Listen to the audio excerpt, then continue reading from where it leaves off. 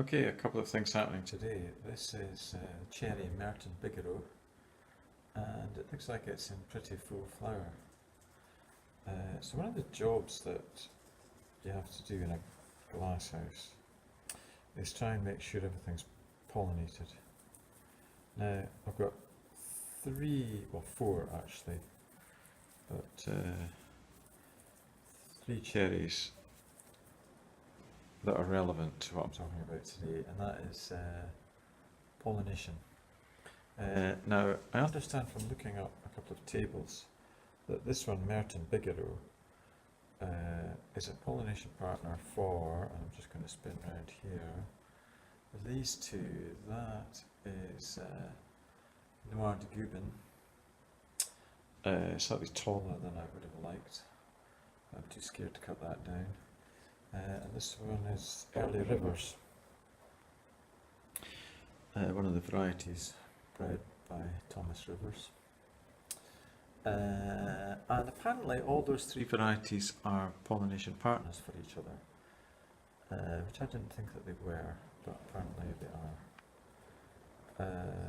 So this particular one, the Early Rivers, has actually been in flower for quite a few days. They came out.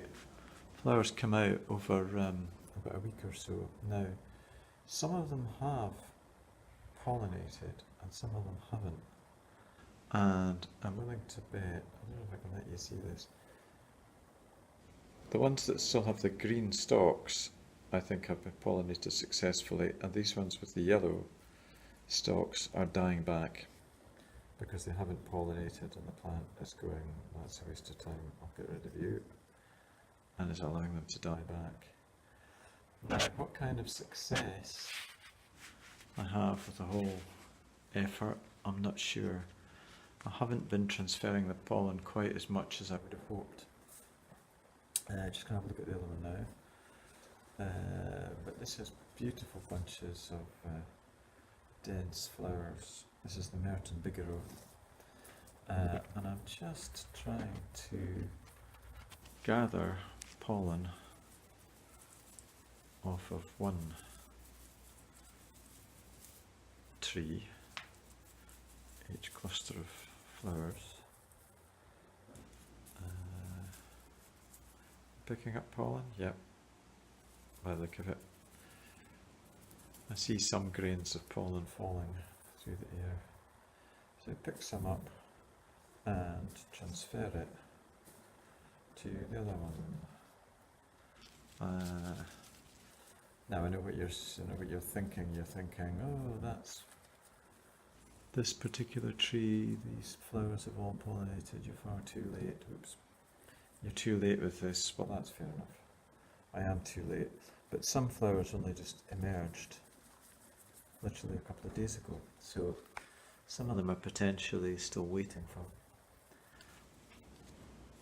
for a little pollination. And the object of this exercise is just to try to transfer it about a bit. And these are well over, actually. Some of these are well over. The ones that are fading, have got brown edges, they're fading and are well over. But some of the ones that were hiding underneath possibly aren't. I'll get into this to show you with the camera. But anyway, that's the general idea. And the idea is just to keep transferring this pollen around between the cherries. This one next to it is the Morello, and the Morello is almost full out in flower as well. It's difficult to see, I'm kind of shooting against the light there. But similarly, I'm just going to transfer some of this around the Morello. Now, Morello's not quite out yet, so a lot of buds aren't fully out yet. They're just coming through. A lot of flowers aren't out, but just give them a dab or two every day. Or however frequently you can manage that. Oops, that's an apple next to it. This is an apple next to it. I'll just show you that while I'm standing here. This is, what is it? Discovery. And it is covered in the most amazing amount of flower. Look at that. It's quite spectacular, actually. And if that had been trained as an even denser bush, that would be even more spectacular. That's Discovery.